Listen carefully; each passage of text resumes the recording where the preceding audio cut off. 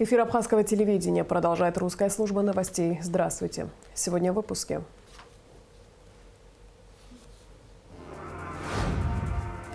У памятника неизвестному солдату в Сухуми прошла церемония возложения цветов, приуроченная к победе в битве под Сталинградом.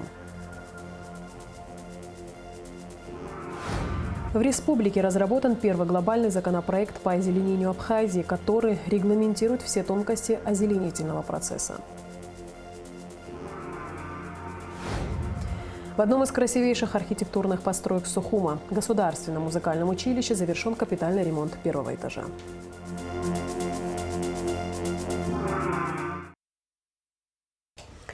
2 февраля исполнилось 80 лет со дня разгрома фашистских войск под Сталинградом. У памятника неизвестному солдату в Сухуми прошла церемония возложения цветов, приуроченная к этой дате. В ней приняли участие президент Абхазии Аслан Бжания, спикер парламента Лаша Ашуба, чрезвычайный полномочный посол России в Абхазии Михаил Шургалин, члены правительства, депутаты, общественные деятели, молодежь. Все подробности в репортаже Эсмы Голанзе.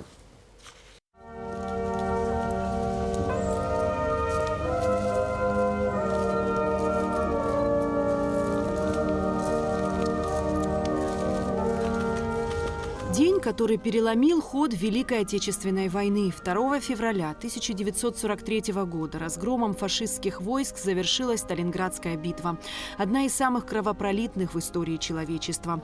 200 тяжелейших дней и ночей, мужество и стойкость советских солдат под обстрелами, борьба за каждый метр земли, сотни тысяч погибших. Это грандиозное сражение, продолжавшееся 200 дней, стало переломным моментом в истории Великой Отечественной войны и всей мировой истории. Советские войска добились перелома, захватив стратегическую инициативу, и в конечном итоге добились безоговорочной капитуляции фашистской Германии. Сегодня мы отмечаем этот день на фоне проходящей на Украине специальной военной операции.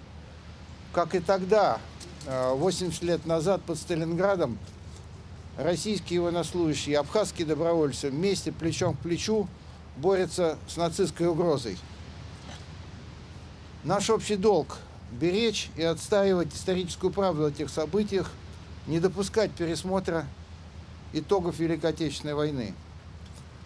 Отдельно сегодня мы обращаем наши слова благодарности к фронтовикам и к ветеранам. Осенью 42-го в Сталинграде разгорелись ожесточенные уличные бои. Советские войска боролись за каждый дом и подъезд. Пример этому – мужественная оборона дома Павлова, который советские солдаты защищали практически 2 месяца. В доме Павлова был представитель Абхазии по фамилии Цугба, который вместе со своими товарищами героически отстаивал атаки превосходящих сил противника. Вообще, маленькая Абхазия понесла в этой великой битве большие жертвы. Только в моей семье 3 моих дяди погибли, сражаясь и защищая свободу нашей страны. Мы будем вечно помнить об этом великом подвиге. Сегодня мы переживаем события такого масштаба, грандиозного, которые меняют картину мира на наших глазах. И то, что происходит сегодня на Украине, это должно стать уроком для всего человечества, потому что вот прошло 80 лет с тех событий мирового масштаба, а нацизм, он все еще продолжает жить и существовать. И эта идея сегодня привела к тому, что происходит сегодня на Украине. И мы уверены, что и там будет поставлена такая же точка в этой битве, как это было сделано в Сталинграде. Великая Отечественная война продемонстрировала всему миру силу духа и мужество многонационального народа Советского Союза. Мне кажется, трудно оценить вклад уроженцев Абхазии, которые во время всех этапов битвы за Кавказ ценой своей жизни на перевалах Кавказского хребта смогли удержать фашистских захватчиков от того, чтобы они не прошли Абхазию и не вышли к Черному морю. То что они дали нам, и то, что сейчас нам необходимо, мне кажется, помнить об этом, так как, чтобы не повторилась эта история, и чтобы не повторилось то, что творится сейчас на Украине. Победители, участники Сталинградской битвы, Валентина Шульгина, очень благодарны вам за то, что вы сделали это, и за то, что вы дали нам жизнь. Значение Сталинградской битвы трудно переоценить даже спустя 80 лет. Оборона Сталинграда началась 17 июня 1942 года, а завершилась разгромом фашистов 2 февраля 1943. Но самое важное – это изменило ход войны и стало предвестником Великой Победы. Эсма Гуланзе, Алексей Гухава, Абхазское телевидение. Премьер-министр Александр Анкваб провел рабочую встречу с руководством Министерства экономики и РУП «Черноморэнерго». С учетом того, что исполняющий обязанности генерального директора «Черноморэнерго» Зураб Багапш написал заявление об освобождении от исполнения обязанностей, были приняты кадровые решения. Исполняющим обязанности генерального директора РУП «Черноморэнерго» назначен Равин Зингешвили, заместитель генерального директора. Продолжается рабочая поездка делегации Абхазии в Республику Татарстан. 2 февраля с вице-премьером, министром экономики Кристиной Озган посетила подведомственный Минэкономики Татарстана региональный фонд поддержки предпринимательства. На встрече обсуждались вопросы взаимного сотрудничества, развития внешнеэкономической деятельности, налаживания деловых связей между предприятиями Абхазии и Татарстана. Стороны договорились о дальнейшем сотрудничестве в обмене опытом и решениями, направленными на поддержку предпринимательской деятельности, развитие инвестиционной привлекательности регионов и институтов поддержки бизнеса. Высокогорский, Тетюшский и Заинский районы Татарстана подписали соглашение о сотрудничестве с Сухумским, Гагарским и Гудаутским районами Абхазии. Встреча состоялась накануне в Совете муниципальных образований Татарстана. Подписанные соглашения предполагают сотрудничество на всех уровнях муниципальной власти, в том числе обмен информацией, участие в совместной разработке предложений, затрагивающих интересы местного самоуправления и многое другое. Охрана и защита растений в республике планируют внедрить первый глобальный проект по озеленению Абхазии. Совсем недавно в Кабинете министров состоялось итоговое совещание рабочей группы по разработке нормативно-правовых актов, направленных на регулирование вопросов озеленения населенных пунктов страны. Что именно предполагает проект по озеленению, узнавала Гугуца Вардания. Защита и лечение растений, посадка новых видов цветов, деревьев и различных культур, облагораживание окружающей среды – основные цели нового проекта, направленного на озеленение Абхазии. Для разработки нормативно-правовых актов в этой сфере Кабмином была создана рабочая группа, в которую вошли профильные специалисты. Ученые говорят, что данная программа в нашей республике необходима. Этот проект, я бы сказал, дитя нужды, дитя необходимости. У нас такого проекта, серьезного юридического документа не было. Каждый населенный пункт, там, городское управление, где-то они осуществляли на свое усмотрение, как они могли.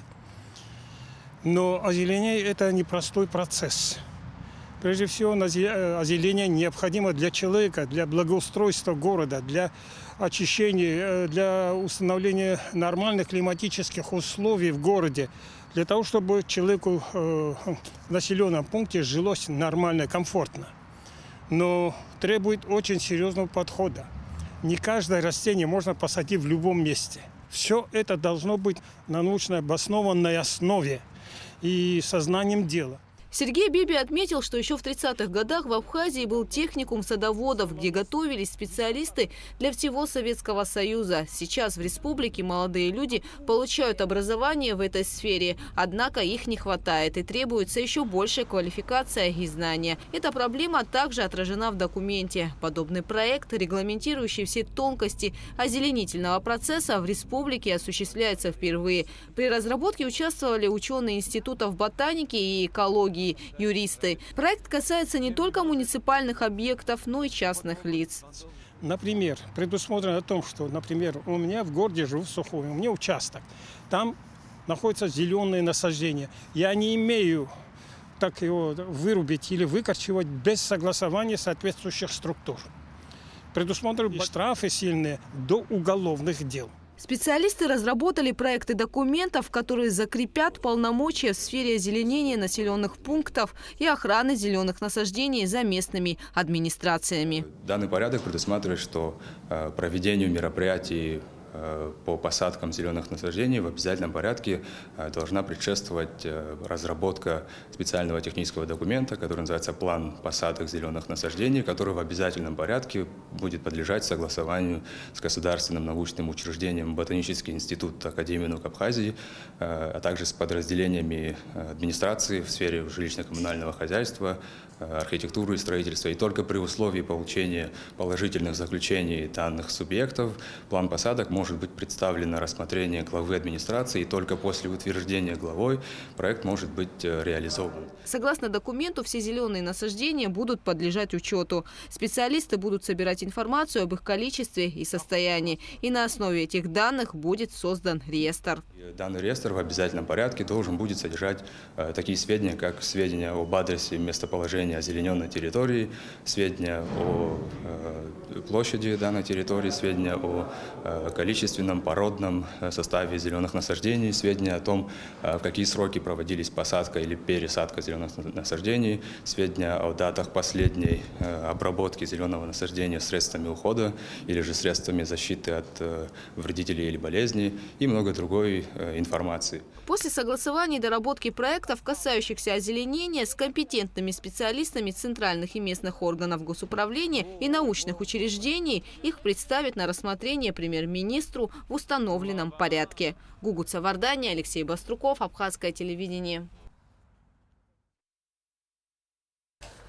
Министр иностранных дел Инал Ардзинба провел онлайн-совещание с послом Республики Абхазия в Российской Федерации Алхасом Квицини, а также коллективом посольства. Обсуждались вопросы активизации работы с российской стороной по вступлению в силу соглашения между Республикой Абхазия и Российской Федерацией об урегулировании вопросов двойного гражданства, выделение земельного участка в Москве под строительство нового здания посольства Абхазии, выделение земельного участка в Московской области под строительство храма Симона Канонита, запуска медиацентра МИДа в Москве совместно с Россотрудничеством и информагентством «Россия сегодня».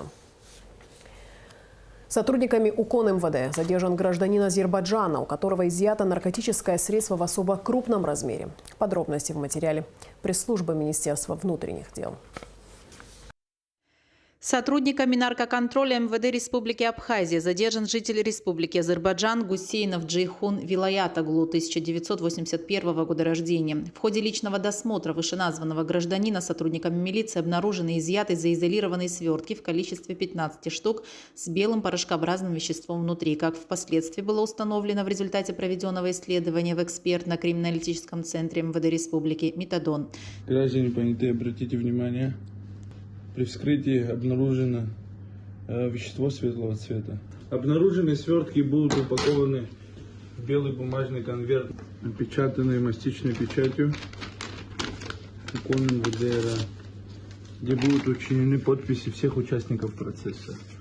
В ходе дальнейших следственно-оперативных мероприятий, проведенных в отношении гражданина Гусейнова, установлено, что последний по предварительному сговору с неустановленным лицом под псевдонимом Саша, выступающим в роли координатора с целью личного материального обогащения, приобрел наркотическое средство метадон для последующего распространения на территории Республики Абхазия путем так называемых тайных закладок и готов указать на их места. Вы сейчас готовы указать, где вы сделали тайные закладки? Так, в ходе обследования участка местности на набережной Махаджира в городе Сухум обнаружены 2 подготовленные к реализации закладки с наркотическим средством. Масса обнаруженного в ходе личного досмотра и изъятого из мест тайных закладок наркотического средства метадон составила порядка 14 грамм. Джейхуну Гусейнову вменяется преступление, предусмотренное пунктом В частью 3 статьи 224 Уголовного кодекса «Незаконные приобретения, хранение, перевозка, пересылка с целью сбыта, равно сбыт наркотических средств в особо крупном размере». Решением суда города Сухум гражданин Гусейнов заключен под стражу.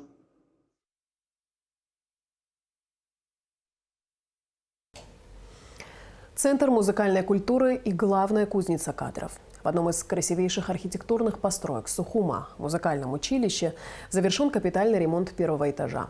И важно, что специалисты сохранили всю первоначальную стилистику интерьера. В музучилище функционирует порядка 10 отделений, а многие ее выпускники добились успеха не только в Абхазии, но и за рубежом. О сегодняшнем дне Сухумского государственного музыкального училища, достижениях и планах в репортаже Рады Чачава. Сухумское государственное музыкальное училище имени Алексея Чичба было основано в 1930 году как Абхазский государственный музыкальный техникум. Это первое музыкальное учебное заведение в Абхазии. Благодаря блестящему педагогическому составу музыкальный техникум быстро стал центром музыкальной культуры и главной кузницей профессиональных кадров республики. В училище, при котором функционирует музыкальная школа, обучается 190 детей, а многие выпускники становятся яркими звездами на большой всемирной сцене, не забывают родную альма-матер, всячески поддерживают и помогают. У музыкального училища очень большая история. Многие знаменитые люди выросли в стенах нашего училища. Если брать новейшую историю, то такие звезды мировой оперной сцены, как Хибла Герзмава, Алиса Гицба, лучший органист года в этом году Лука Гадели. Это все наши дети, наши выпускники. И мы счастливы, что они есть, и что они родом из Абхазии, не забывают свою страну. И когда приезжают, делают очень много, особенно Хибла. Она нам всегда помогает. В 2022 году в здании музыкального училища начался капитальный ремонт. Первый этаж здания полностью отремонтирован, и, что важно, сохранена вся первоначальная стилистика интерьера. Это стиль модерн, мы стараемся сохранить этот стиль. Конечно, впереди очень много еще работ, но главное, наш президент и наше правительство открыли дорогу, и я думаю, что в ближайшее время мы уже сможем в большом зале нашего училища проводить интересные концерты. Музыкальное училище совместно с учреждениями культуры проводит множество мероприятий и проектов. В начале февраля в Абхазском государственном театре планируется проведение мастер-классов 2 именитых музыкантов России. К нам приезжают на мастер-класс выдающиеся музыканты. Это Лаура Водяницкая и Антон Давидянц. И я думаю, что многим, кто интересуется эстрадным вокалом, будет интересно. Я приглашаю всех вокалистов, эстрадников прийти на этот мастер-класс. Рассказывая о планах на 2023 год, Нинель Бжаня делится. Планов очень много. У нас, конечно, ежегодные музыкальные абонементы просветительские, такие образовательные. У нас будет парад концертов. Это предусматривает сольное исполнение программы вместе с нашим камерным оркестром. У нас очень много внутренних концертов, и тематических, и отчетных. Я думаю, что палитра вся концертная будет довольно-таки интересна. Многие выпускники музыкального училища продолжают свой творческий путь и при поддержке родного училища и министерства поступают в вузы Российской Федерации.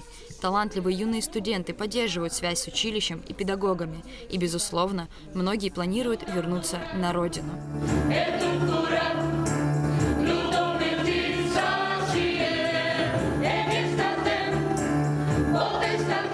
Я уверена, что эти дети, конечно, сюда приедут. Если они захотят здесь работать, они, конечно, будут работать. Но в любом случае мы с ними поддерживаем контакты, мы поддерживаем связи. У нас есть очень интересный летний проект, который мы в прошлом году возобновили. Это музыкальные каникулы. То есть все дети, которые обучаются в вузах России, музыканты, естественно, они принимают участие в этом концерте и показывают каждое лето то, чего они достигли, свои успехи, делятся с нами. Сегодня в музыкальном училище функционирует отделение фортепиано, струнных, народных и духовых инструментов, вокала, теории музыки, народного хорового творчества и музыкального искусства эстрады. У нас, к сожалению, уже года 2 не функционирует отделение хорового дирижирования, но мы надеемся, что вернется наш выпускник Барас Куджба, который учится в Московской консерватории, и он закончит свое обучение и приедет сюда. И мы надеемся, что он будет работать и у нас в училище, и в Государственной хоровой капелле. То есть это те кадры, которых мы воспитали, которые должны, обязаны просто, я считаю, приехать на родину и продолжать наше дело. Рада Чачава, Камила Джопо, Абхазское телевидение. И в завершении выпуска о погоде.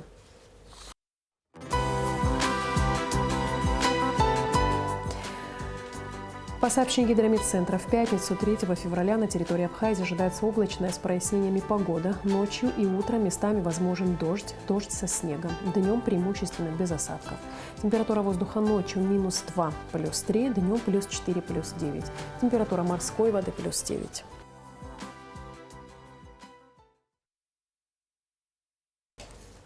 На этом наш выпуск завершен. Я с вами прощаюсь. Абхазское телевидение продолжает свою работу.